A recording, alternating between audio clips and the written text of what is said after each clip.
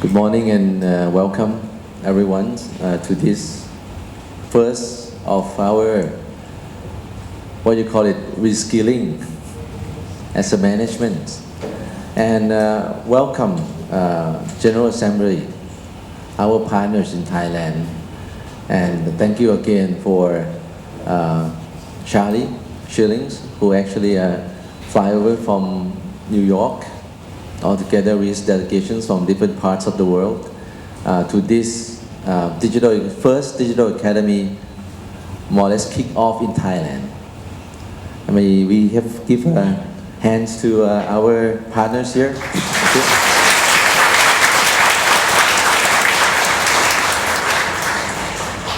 Today, General Assembly will be not only our partners, but also our teacher.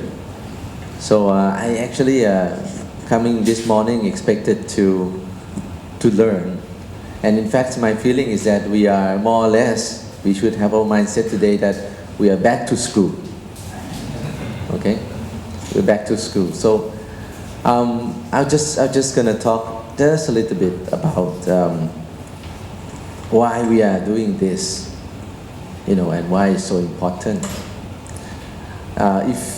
Because I'm now more than 50 years old, but I always remember that when I was young, traveling outside of Bangkok, on the sideway, Bang Natrat, and all the way, I'll see this rice fields, and during the late afternoon, maybe 5 p.m. The rice field will turn itself into the gold color. Both sides really, it's just a rice field. So Thailand at that time was said to be very, there's abundance of resources. And there's a word in Thai, ในน้ำมีปลาในนามีข้าว Okay, so in the water there's a fish, in the field there are rices. So this actually symbolized the first, more or less, industrial revolution, and that's where we come from. It's not very long ago, and not long after that, when I'm more or less more than maybe 12 or 10 years old, I'll see the big feed mill constructions right on Bang Natrat as well, and that is the biggest feed mill plant ever built, probably in Thailand and in Southeast Asia, by the CP Group.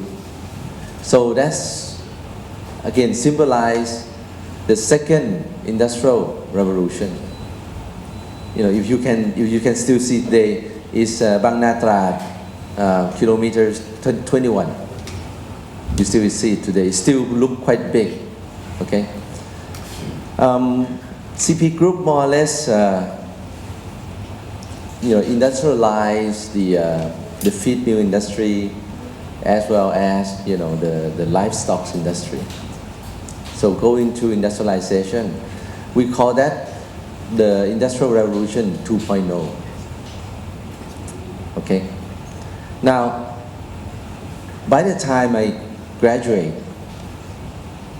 not long ago, 10 years ago,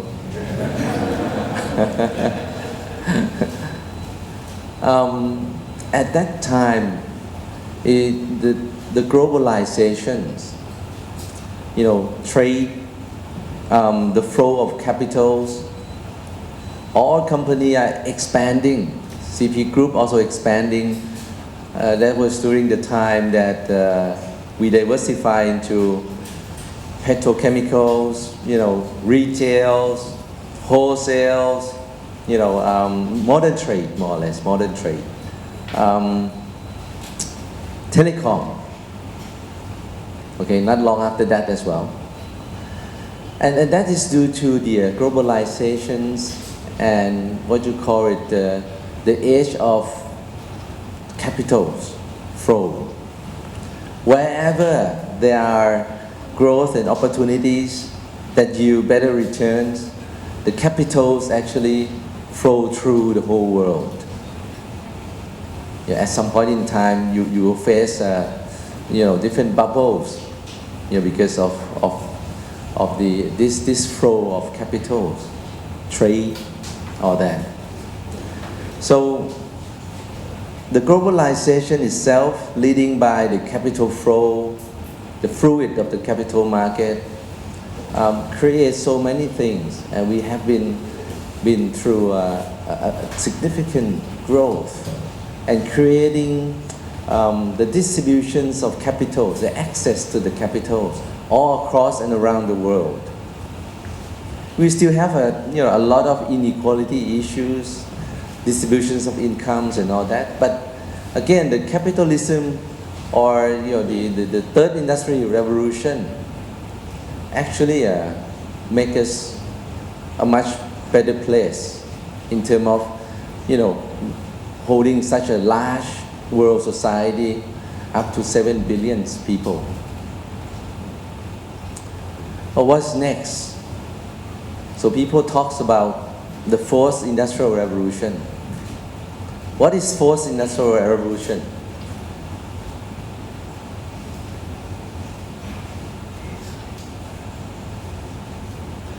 Fourth industrial revolution is data.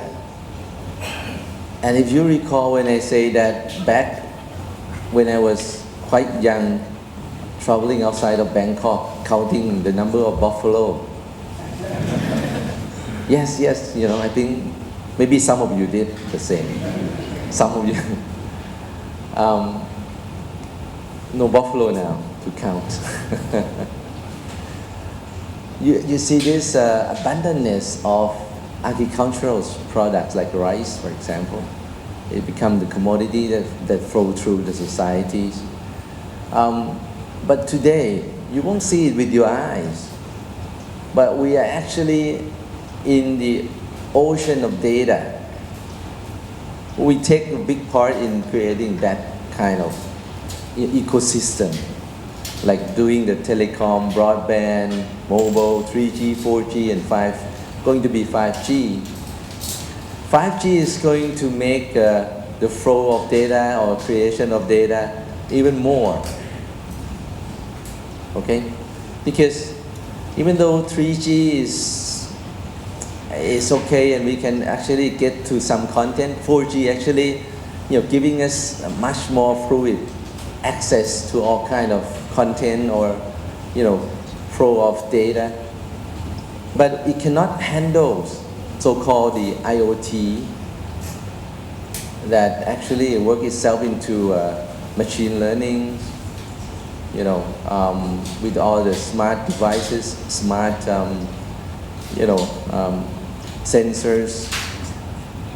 And once IoT is spread around the world and you have 5G plus the fiber to everywhere, then you enter the age whereby people are talking about big data, analytics, and especially AI.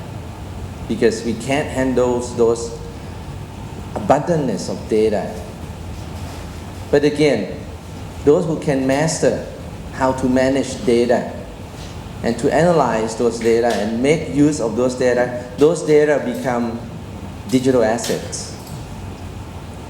It become, those rights that I mentioned that are like gold during certain period of time. And now this is the time that those data become gold if you understand how to use it. As an organization, we need to make change ourselves. I think, again, we all realize that it's hard to change, from fixed line with copper wire to ISDN, to broadband using different technologies, coaxials, network, fibers, 2G to 3G, 3G to 4G 4G is going to be 5G soon. Moving from true, telecom plays to a digital play, transforming ourselves. But this will be the toughest one. We've been through many changes, including crisis. This will be the toughest one. Why is it actually going to be the toughest one? Turning our company into a 4.0, digitalizing ourselves. Why would it be the toughest one?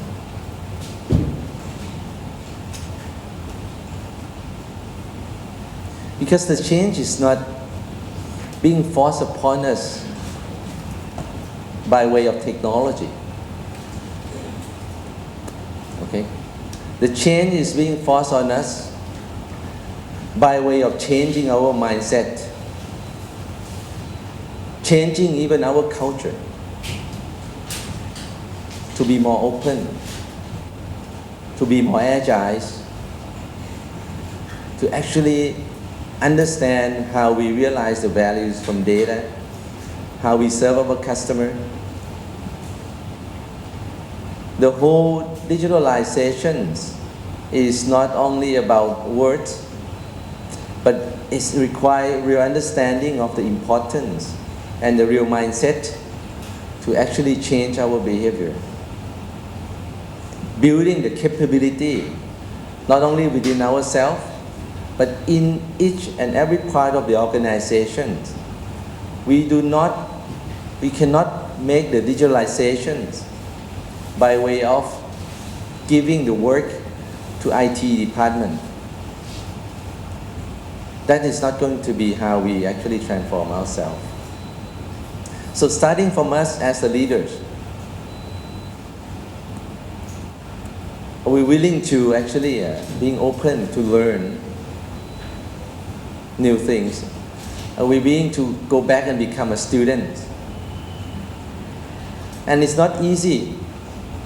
They say that reskilling or relearning is so difficult because we have so much old inputs, legacies in the way we work, in the way we think.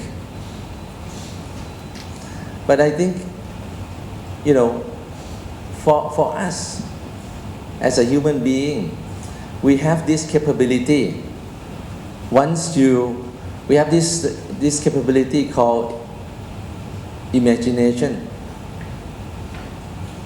We have these capabilities called dream and hope.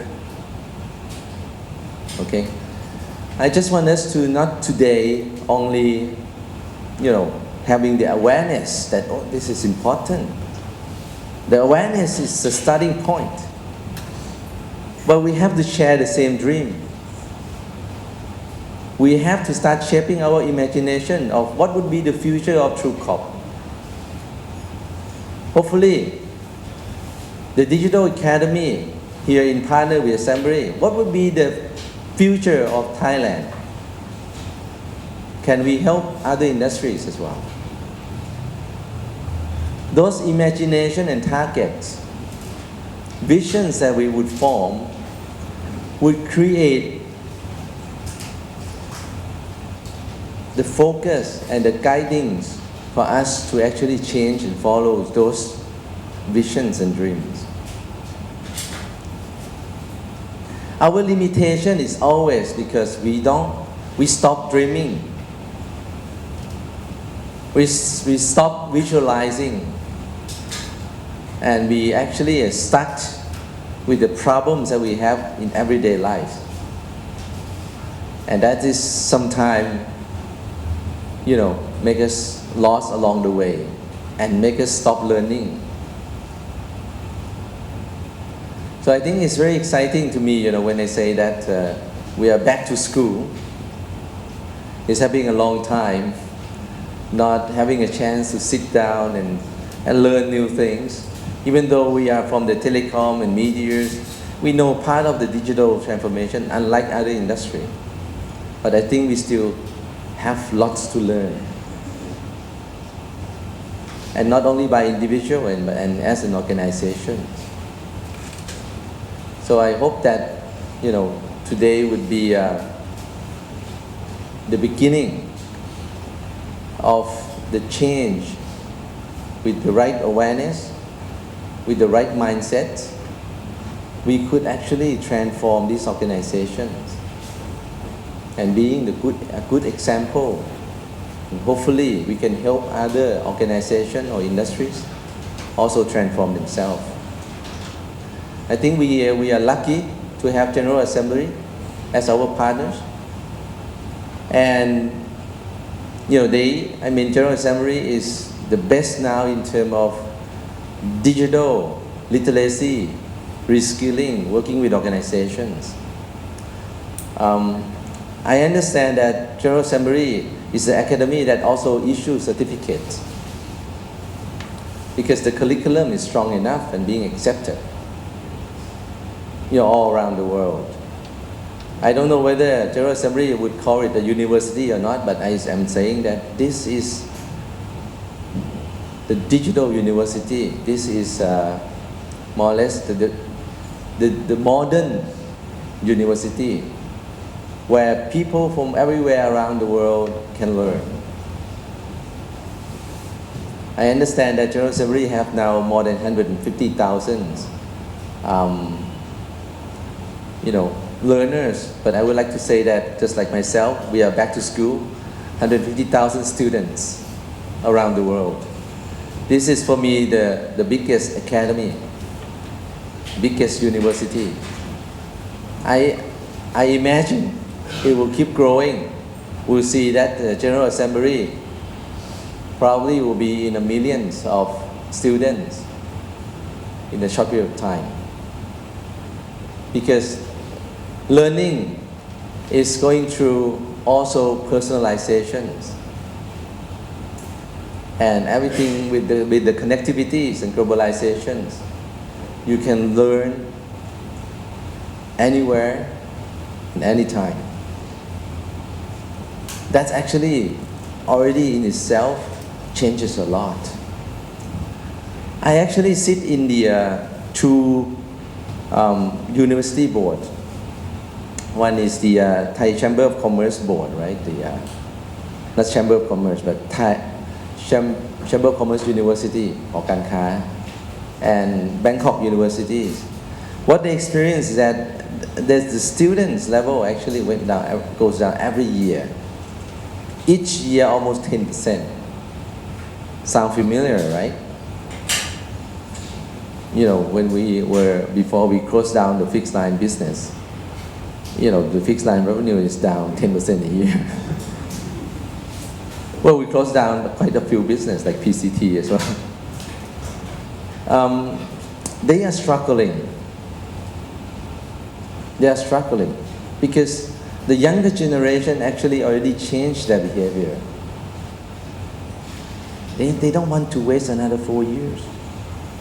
They actually want to work and make money, and they know that they can learn and have access to knowledge everywhere.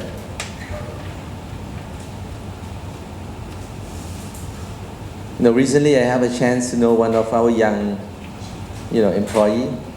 He's from the analytics department. I'm not sure if he's here today.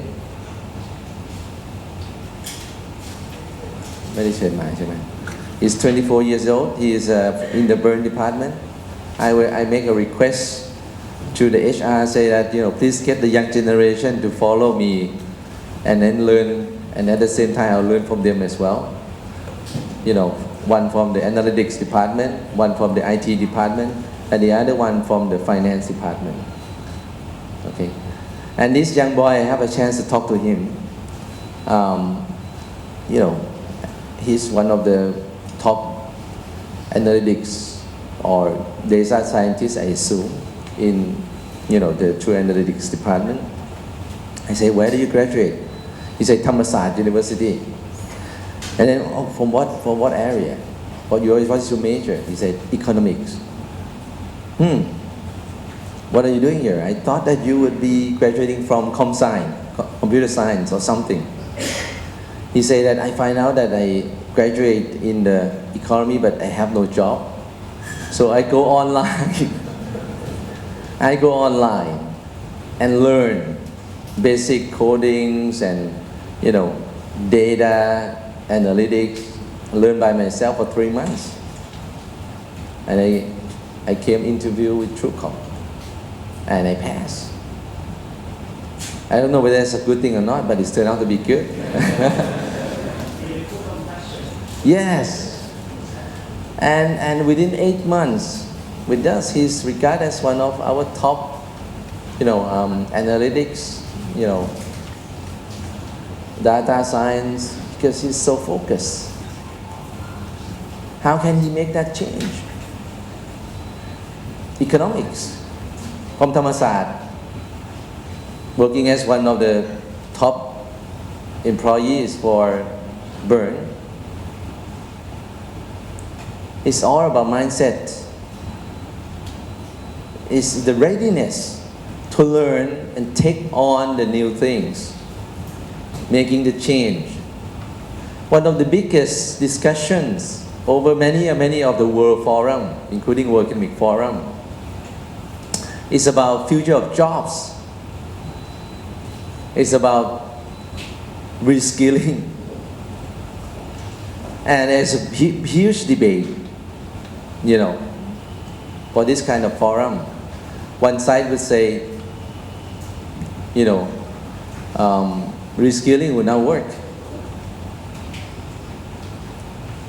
And you just got to just more or less replace the headcount, cut the headcount.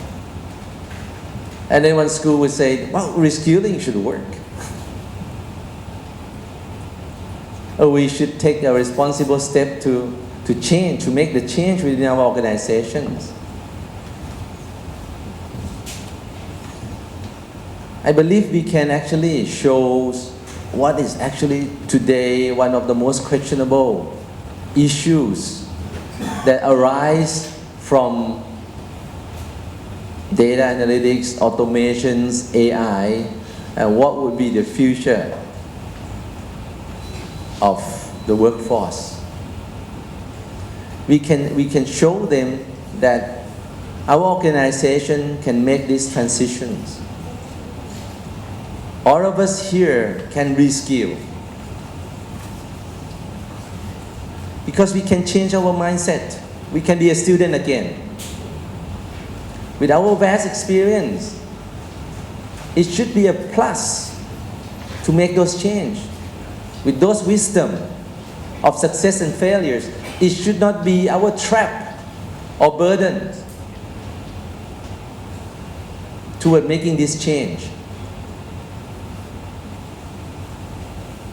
And not only that we prove to do that, we actually can be the example.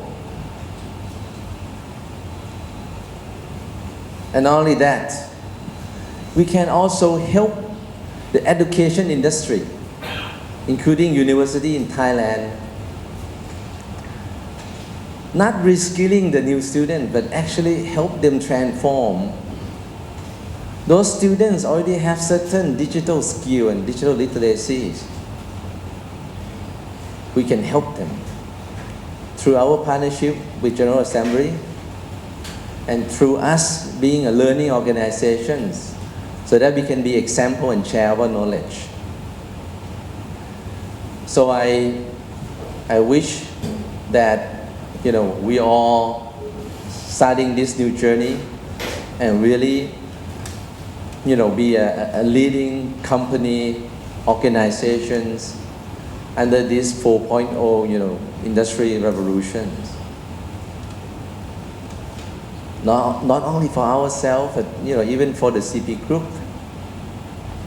we can help lead the change. Not only for the CP Group, and we could do that, we could help other industry lead the change and share our experience. Again, let's go back to school. Thank you very much.